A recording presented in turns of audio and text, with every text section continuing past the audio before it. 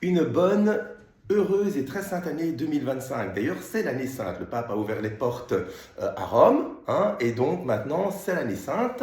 Je reviens de la messe et notre père Édouard, comme toujours, eh bien, nous a indiqué les choses à faire lors de cette année sainte. Donc, on peut passer à travers les portes saintes. Hein, donc par exemple ici à Bruxelles, eh bien, c'est à la cathédrale Saint-Michel-Éculule. Vous pouvez passer ces portes en signe de eh bien, repentir, de réconciliation avec Dieu, d'indulgence. Vous pouvez recevoir des indulgences plénières. Les indulgences, c'est quoi? Eh bien, quand vous allez à la confesse, que vous vous êtes confessé, que vous êtes réconcilié avec Dieu, eh bien, il y a encore les conséquences du péché. Eh bien, ces conséquences sont nettoyées grâce aux indulgences plénières que vous recevez, notamment lors de l'année sainte, quand vous traversez les portes saintes. Voilà. Des super lectures aujourd'hui à la messe. Au niveau de l'évangile, eh bien, ce que j'ai retenu, c'est que Marie et Joseph, soumis à la loi, ont donné le nom de Jésus à leur fils après les 8 jours prescrits par la loi. Nom de Jésus qui avait été déterminé par l'ange avant la conception de Jésus. Voilà, donc vous voyez que bien, la conception, dès la conception, c'est déjà la vie, comme je le disais à l'époque. Et donc il faut respecter évidemment la vie, que cela soit bien clair pour nous dans cette année 2025. Très belle lecture aussi, la deuxième lecture, donc juste avant l'évangile, Saint Paul aux Galates, qui nous dit que grâce à Marie, qui a dit oui, qui a dit fiat, eh bien nous ne sommes plus, nous, soumis à la loi, vu qu'elle a mis au monde un fils qui est notre rédempteur et qui nous libère de la loi. Lui a accompli complètement la loi, mais nous sommes libérés de cette loi, nous sommes libérés aussi du péché, grâce au Seigneur Jésus, et c'est grâce à lui que nous pouvons désormais espérer aller au ciel.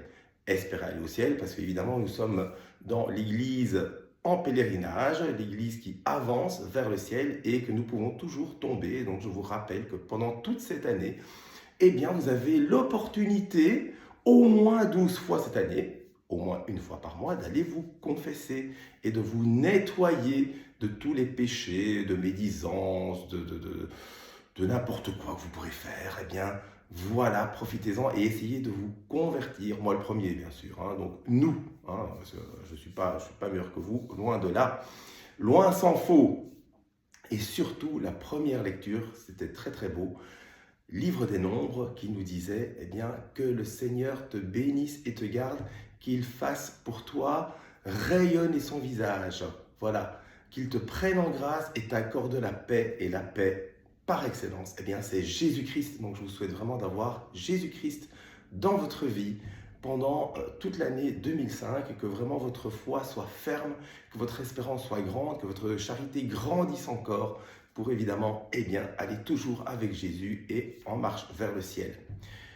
Point très important, eh bien, c'est évidemment les résolutions de l'année 2025. Alors, je vous posais la question dans ma dernière vidéo, il n'y a pas tellement longtemps, quelles étaient là où vos résolutions pour l'année 2025, et je vous avais dit que moi, j'en avais déjà une de résolution. Ma résolution, elle est extrêmement simple.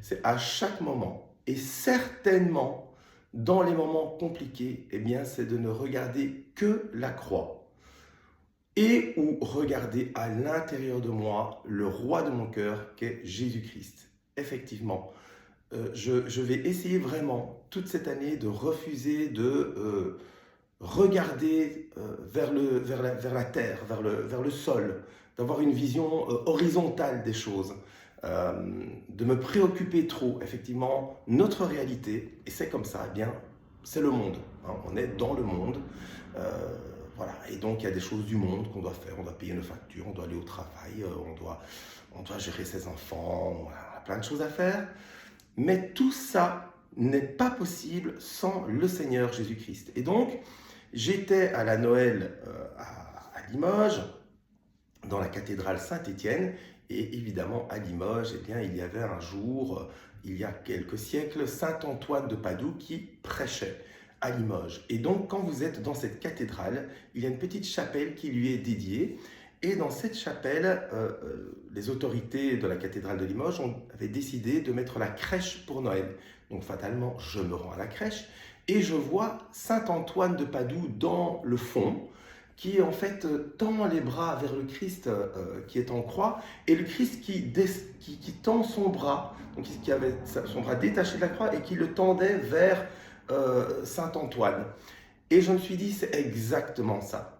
C'est aussi ce qu'a fait Marie quand elle était au pied de la croix, elle regardait vers son fils, elle ne regardait pas les Romains qui l'avaient crucifié, ou le peuple qui le huait, ou les docteurs de la loi. Non, elle regardait uniquement son fils qui était sur la croix et qui donnait sa vie pour nous. Eh bien, c'est exactement ça, les amis.